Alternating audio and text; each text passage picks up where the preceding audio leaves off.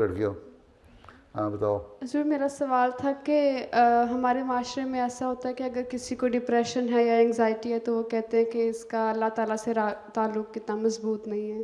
تو آپ کا اس بارے میں کیا خیال کیا ہے؟ نہیں ہے؟ اللہ تعالیٰ سے تعلق کتنا مضبوط نہیں ہے اگر کسی کو ڈپریشن یا انگزائٹی ہو تو. دیکھو اگر تو کسی دنیا داری کی وجہ سے ہے ڈپریشن تو بعض انگزائٹی ویسے ہو جاتی ہے حالات کی وجہ سے. ٹھیک ہے، گھبراہٹ ہوتی ہے. گھبراہٹ ہے، ایک ڈپریشن ہے. ایک ڈپریشن ہے وہ مایوسی کا کہ بس کچھ نہیں ہو سکتا، میں مرنے لگے ہوں، ختم ہو گیا دنیا میں، سب کچھ ختم ہو گئی، یا کچھ نہیں ہو سکتا، میرے لیے کوئی علاج نہیں ہے. اور دنیا کی فکریں اس کو ہوتی ہیں، میرے پاس یہ نہیں، میرے پاس وہ نہیں، میرے پاس وہ نہیں. وہ ہے ایک بیماری دنیا داری کی وجہ سے ڈپریشن.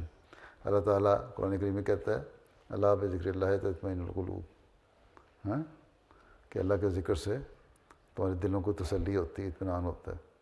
اس لیے ڈپریشن ایک جو ہے بزرگوں کو بھی ہوتا ہے. گھبراہٹ حضرت صلی اللہ علیہ وسلم کو بھی تھی.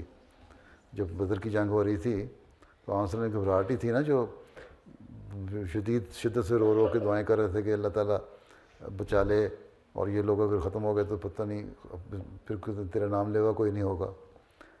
اس لیے گھبراہٹ ان کو تھی. حضرت ابوبکر نے کہا آپ کو کیا گھبراہٹ ہو رہی ہے، اللہ تعالیٰ نے وعدہ کیا ہوا آپ کی فتوحات کا.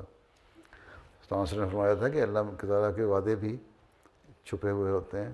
کیا پتہ ہماری کوئی قصور، کوئی غلطی ایسی ہو جس سے اللہ تعالیٰ ناراض ہو کہ وہ وعدے ڈیلے ہو جائیں، آگے چلے جائیں، ٹل جائیں. یا جس طرح موسیٰ کی قوم کو 40 سال تک وعدے کے باوجود دھکے کھاتے پھرتے رہے ہیں.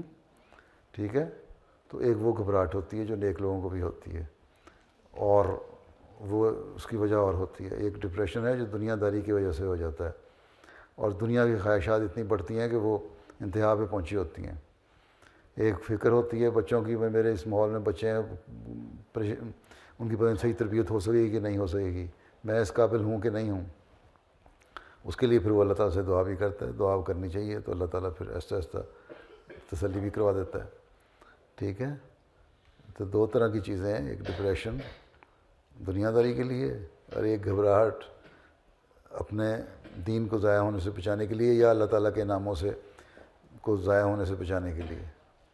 ٹھیک، تو اللہ تعالیٰ نے جو کہا ہے کہ تم میرا ذکر کرو، مجھے یاد کرو تو تمہارے دل کو تسلی دوں گا، تو یقیناً دے گا اللہ تعالیٰ.